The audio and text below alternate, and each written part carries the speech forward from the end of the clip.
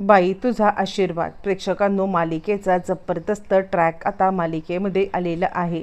आत्तापर्यंत आपण इकडे पाहत आहोत की या सगळ्यामध्ये मात्र आता जो काही महेशने कारस्थान केलेलं आहे त्या कारस्थानाच्या मुळे आता इकडे चिडलेल्या अवनीने मात्र असा मोठा डिसिजन घेतलाय आणि त्यानंतर देशमानेंचे 12 वाजवलेले आहेत. अवनीने या सगळ्यामध्ये काहीही झालं तरीसुद्धा आपल्या सासऱ्यांना न्याय मात्र मिळवून दिलाय. बरं, इतकंच नाही आहे तर या सगळ्यामध्ये मात्र आता महेशचे 12 वाजवलेत आणि महेशला या सगळ्यामध्ये धडा शिकवलाय. जे काही त्यांनी आता धोंडी तात्यांच्यासोबत केलेलं आहे या सगळ्यासाठी तिने आता त्याला अशी जबरदस्त शिक्षा दिली आणि पोलिसांच्या ताब्यात दिले. पण त्याच वेळेला मात्र आता इकडे आता चंद्रकांत देशमाने यांनी अवनीसोबत एक डील केलेली आहे. म्हणजे आता महेशला पोलिसात न देण्याच्यासाठी त्यांनी आता केलेली डील काय आहे, कसं आहे, सविस्तरपणे पाहूया. इकडे आपण पाहिलं की महेशने मात्र आता सुरा खुपसलाय. तिथले सगळेच जण आय विटनेस आहेत. प्रत्येकाने महेशला हे सगळं करताना पाहिलेलं आहे आणि त्याचमुळे मात्र आता इकडे कोणत्याही साक्षी पुराव्याची गरज नाही आहे. ताबडतोब पोलीस कंप्लेंट झालेली आहे कारण तिथल्या लोकांनी ताबडतोब पोलिसांना मात्र आता हे केलेलं आहे आणि पोलिसांना सांगितले काय घडलंय. तोपर्यंत अवनी मात्र स्वतःच्या जीवावरती खेळत आता इकडे म्हणजे जितकं तिला जमेल तितक्या पद्धतीने मात्र आता धोंडी तात्यांचा जीव वाचवण्यासाठी साम दाम दंडभेद सगळं आता करायला निघालेली आहे. आणि त्यानंतर ती आता धोंडी तात्यांना घेऊन इकडे आलेली आहे.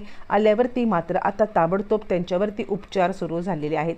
ज्या वेळेला धोंडी तात्यांवरती उपचार सुरू झालेत आणि त्याच वेळेला मात्र आता इकडे त्यांच्या ब्लड खूप वाहून गेलेलं आहे आणि त्यांना ब्लड चढवायची वेळ आली आणि डॉक्टरांनी मात्र आता या सगळ्यामध्ये घरच्या कोणत्या तरी माणसाची मात्र आता तुमच्या कन्सल्ट फॉर्मवरती सही लागेल असं सांगितलेलं आहे. आणि त्याच वेळेला अवनी मात्र त्यांना सांगत आहे तुम्ही चिंता करू नका, मी आहे ना, तुमच्या केसाला सुद्धा आता धक्का लागू देणार नाही आहे असं म्हणत मात्र आता अवनी त्यांना समजवण्याचा प्रयत्न करते. बरं, तोपर्यंत लगेचच इकडे आता अवनी आलेली आहे आणि अवनी आता फोन करते. ती म्हणजे यशादादाला किंवा आता राजाला फोन करण्याचा ती आता प्रयत्न करत आहे.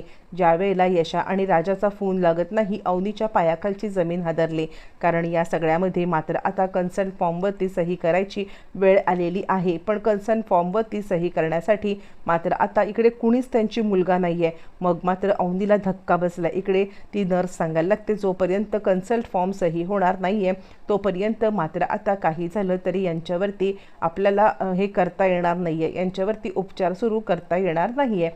इकडे अवनी राजाला फोन लावते. राजाला फोन लावल्यावरती अवनी आता सांगायला लागते की राजा असा प्रॉब्लेम झाला आहे आणि त्यानंतर मात्र आता खूपच मोठा धक्का राजाला बसलेला आहे.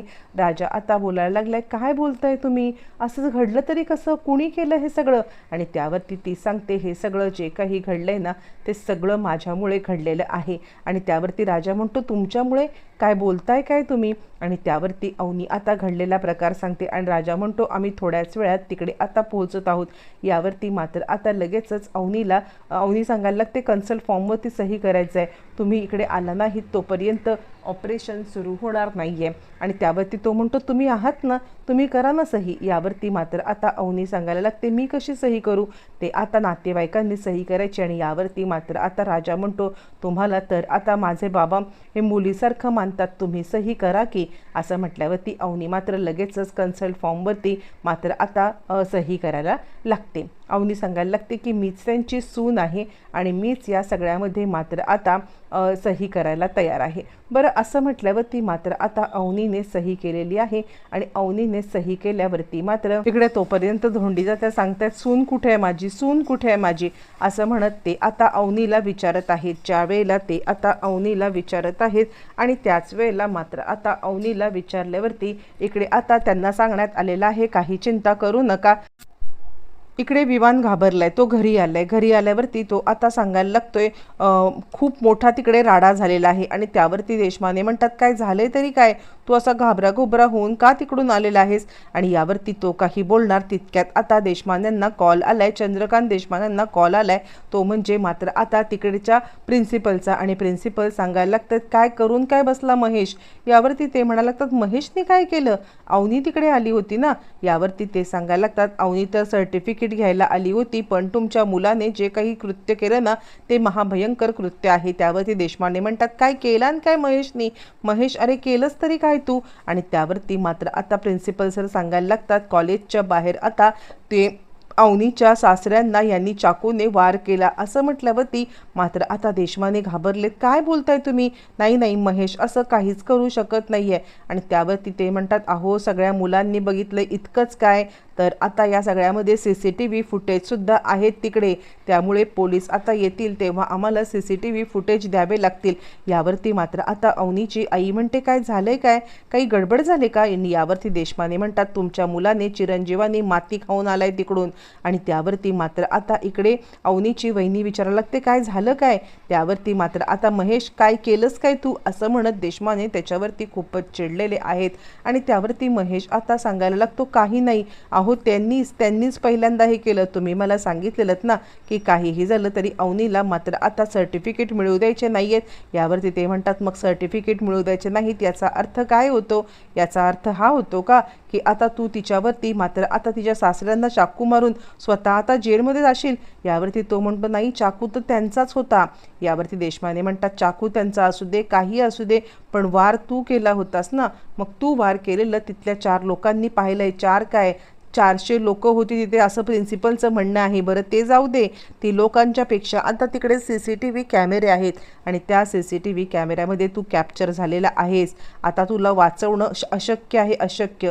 यावरती तो म्हणायला लागतो मला काही माहीत नाही, मी त्यांच्याशी झटापट्टी करत असताना त्यांनी मला ढकलून आता त्यांच्याच गाडीमध्ये असलेला चाकू मी घेतला आणि मलाच कळलं नाही काय चाललंय ते. मला आता रागाच्या भरात माझा ताबा सुटला. देशपांडे म्हणतात ताबा सुटला, आता तुला जेलमध्ये जाऊन या सगळ्याची भुगताना करायला लागेल. काय वाटतं तुला या सगळ्यामध्ये मला आता मान मिळेल का?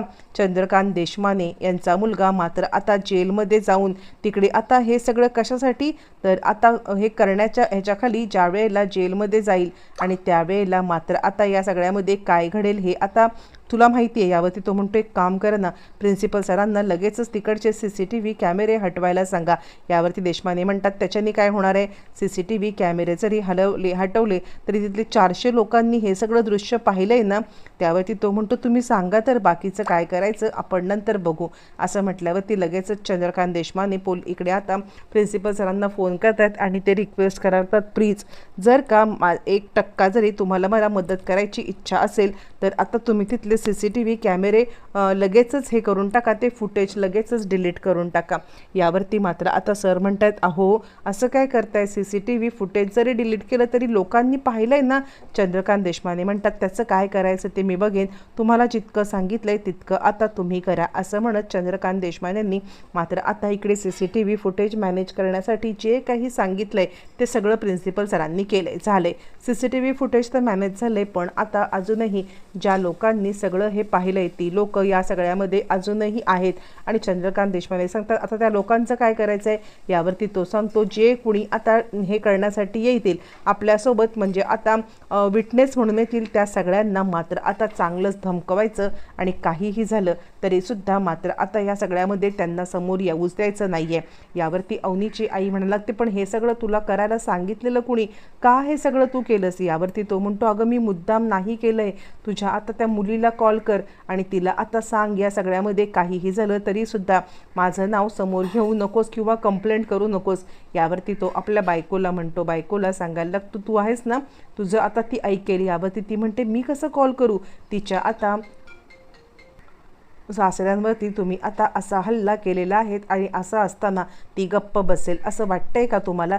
हे म्हटल्यावरती मात्र आता लगेचच इकडे सांगायला लागते ते म्हणजे अवनीची वहिनी ते काही नाही आहे, मी नाही बोलणार. देशपांडे म्हणतात एक काम कर आपण तिच्यासोबत डील करूया, तिला एकदा घरी बोलव, तिला काय पाहिजे ते आता देऊ आणि हे सगळं प्रकरण मिटवून टाकू. जर का आपण आता तिच्यासोबत डील नाही केली ना तर मात्र या सगळ्यामध्ये आपल्यासाठी महाकठीण वेळ येणार आहे, असं म्हणत चंद्रकांत देशपांडे यांनी मात्र आता या सगळ्यामध्ये खूप मोठी अवनीच्या सोबत डील करायचे ठरवले आणि अवनीला एक आता बोलवणं. इकडे आता धोंडे त्या शुद्धीवरती आले. ते आता अवनीला बोलवतात, सुनबाई आज तुम्ही माझा जीव वाचवलात, मागा काय मागाल ते मागा. यावरती अवनी म्हणते, नाही बाबा, माझ्यामुळे मात्र आता तुमचा जीव नाही वाचला, तुमच्यामुळे माझे आता सर्टिफिकेट वाचलेत आणि हा सगळा प्रकार आता कॅमेऱ्यामध्ये कैद झालेला आहे. तुम्ही चिंता करू नका, काही झालं तरी सुद्धा मी आता त्यांना शिक्षा दिल्याशिवाय गप्प बसणार नाहीये. तितक्यातच राजा वगैरे सगळे आलेत आणि आता लगेचच अवनीला फोन आलाय वहिनीचा की अवनी तुझ्यासाठी ही सुवर्ण संधी आहे. अवनी म्हणते, काय झालं वहिनी? अगं तुझ्या नवऱ्याने जे काही माझ्या आता सासऱ्यांसोबत केलंय तेवढं करून तुमचं आता मन नाही का भरलं?